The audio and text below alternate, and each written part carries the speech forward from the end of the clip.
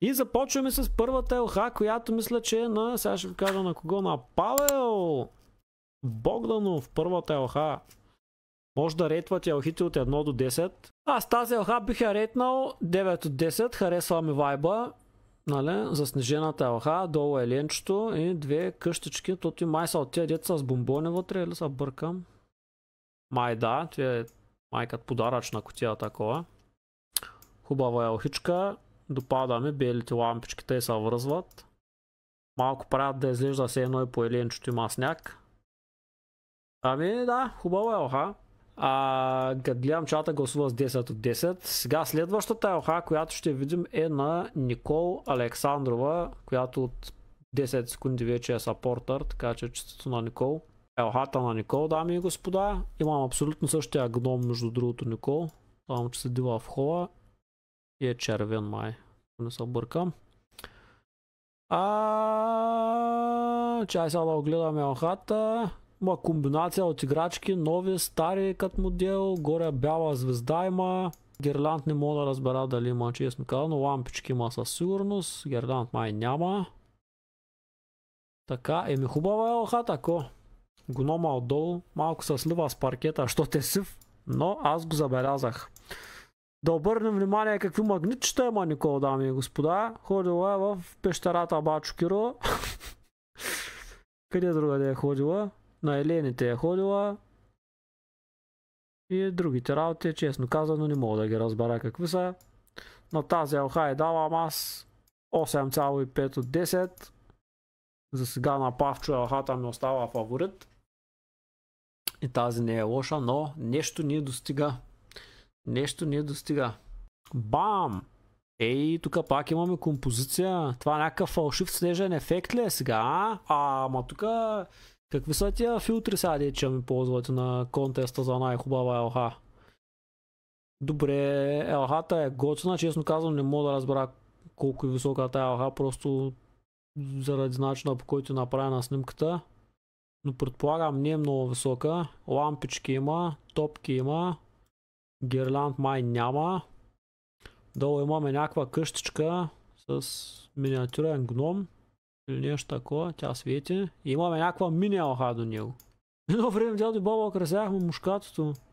О, аз като помня като бях малък, майните ми баби ни украсяха някаква китка голяма. Само аз ли нямам къщичка, ама аз нямам такива сработи, аз никога не съм имал такава къщичка. Еми, Надежда елхата даваме 8 от 10. За сега ми падат оценките с всяка елха. Мамка му. Може би Павел за сега тук на Бориса за първото място. Добре, рейтнете елхата на Надежда, чат.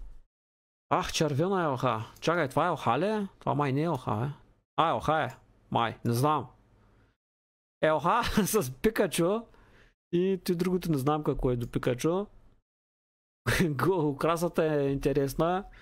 Имаме ключодържател на Ауди. Топки, шишарка. Памук имаме на места на сложен. Това е и в моето семейство. Те се слагаше памук, още сняг валял. Да, червена. Червено ли беше любимият цвят на Симона? Май да.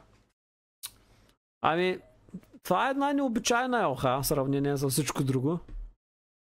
Даже аз не знам дали това е елха все още. Ама елха трябва да е, защото има стойка. Може да е някакво друго...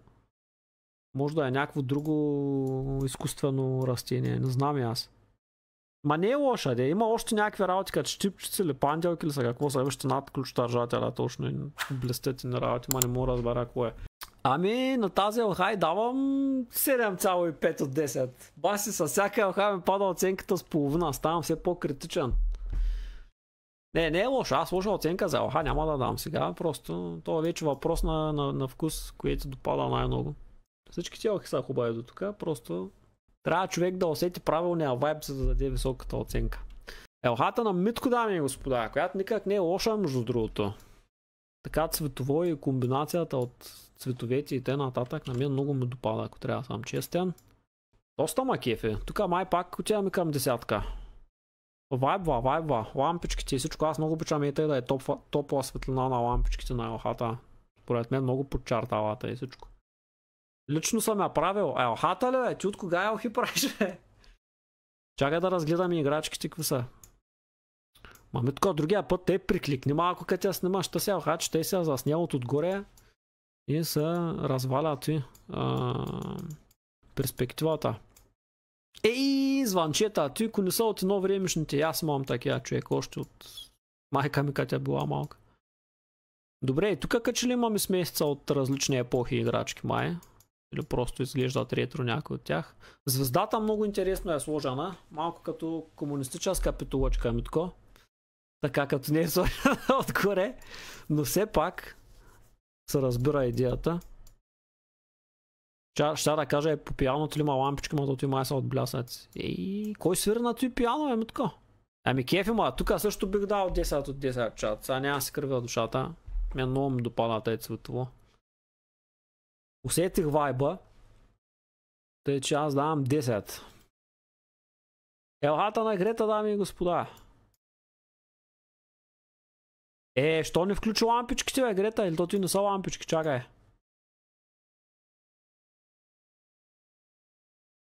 Не, то няма лампички, май. Или има, не... Има, ама не ги... що не ги включи, бе? Гледай я. Да видим първо долу. Имаме от тези елфчета, дето са легнали и чакат някой да се наклони банана към тях. Имаме дядо Коледа от 70-та година и аз имам такъв. Имаме някакви две рандом мечки и еленчета. Ако Павел беше тук, ще да каже, че това цвети долу в дясно иска поливане, най-вероятно. Но добре, че го няма. В средата липсва нещо. Ами тук ако туриш една играчка, точно тук. Между това висящото бяло сърце в средата и висящата бяла топка в средата. Ако туриш нещо между тях, ще се запълни това празно място. Лампички имам забравя да ги включа. Че ги включвай бързо. Искам да я видя с лампичките, елха. За да знам каква оценка да дам. Гледай, сега няма да включа лампичките, човек. Иначе е готина така, цялостно. Ама с лампичките мисля, че по-добре ще изглежда. Бързо ходи ги включвай. HP-то си прати елхата, ама имаме тема в Дискорда за тази работа, бе, мой човек. Той пак са кън да не му видят елхата. HP, какво е този елха, бе, батко? Чакайте да покажем на HP-то елхата. На HP-то елхата. Чат. Преди да съм ви я показал. Сега. Представете си, че не съм ви казал, че тази снимка на елха е истинска. Вие няма ли да си помислите, че тя е генерирана с AI? Братко, количеството топки и начина, по който са поставени, тотално ми излиза си едно е генерирано с изкуствен интелект. Майко мила. То знам, че не е генерирано, ама толкова да ми вайбва на изкуствен интелект, елха, човек. Брат, ко си направил ти с тия топки, HP? Че евала. Аз тя помня от миналата година на хата, ти на същото място мая беше сложено, виж. Ама нямаше тъй топки, бе. Това се едно съм накарал чат GPT да ми генерира елха, брат, той се е оляло такова. Малко да. Ама е готина, да. Има ли лампички, бе? Не мога да разбера. Май няма. Ма то много натрифано ще стане, ако има лампички. Харесва ми как звездата е обърната в правилната посока. Нищо, те сигурно сега гледат от друга част на стаята. Тя реално звездата няма как да е обърната на всички посоки, тъй че се от някоя посока. Аз винаги съм се възхищавал на всички картини в... Ти в къща ли беше HP? Бе, в дома на HP-то, всичките картини. Много са готини. Като галерия от тях. На HP-то ще му дадем 8,5, защото постигнала някаква естетика, но аз съм на ръба, дали не съм и прекалено много играчките на елхата. Малко ме е overwhelming и леко ми включва трипофобията, ако трябва да съм честен. Все едно ме гледат стотици очи. Нещо ме побиват тръпки по тила. Който знае. Така, я да видим сега на Грета елхата. Я пратила вече с лампички. Така е друго нещо, Грета. Колко по-топ остана, Ето сега ми се дига оценката вече с лампичките.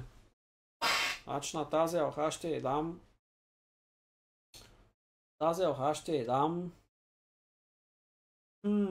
Колко ще й дам на тази елха? От скалата от едно до оригване бих и дал оригване. Десятка бих дал. Тук бих дал десятка. Не е лоша. Десятка е. Десятка е. Значи, той излиза с 10 точки. Еднакви победители са Митко, Павел и Грета. Ами честито, нека да разгледаме пак и трите елхи. От тук нататък вече трудно да изберем една победител, но ето я на Павел елхата. Доста вайп има така в нея.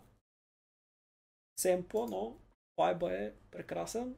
Ето това имаме на Митко елхата, която така те стопля душата като я видиш. Много топло излъчване има. Леко носталгично. Кажа на мама, че много сте я харесали, ще се зарадва. Един стример от Ямбо много ти хареса елхата и кажи по този повод закарай ма да гледам коледарите на 25. Мислехме, че нали са гледат коледари? Няма да му ти откаже жената. И на трето място е елхата на Грета. 10 от 10 са всичките. Значи те като цяло всички елхи бяха. Хубаво, аз по-ниска оценка от 7,5 не съм дал. Просто, нали, вече е въпрос на вкус. Пада най-ново. Сърдите дано да няма. Значи вие сте интелигентни, хубави хора, никой няма се обиди. Моята лична класация е Грета, Митко, Павел. Ами аз няма да казвам сега лична класация, да не излезна тук пристрастен или нещо, но трите са много хубави и заслужават 10 от 10.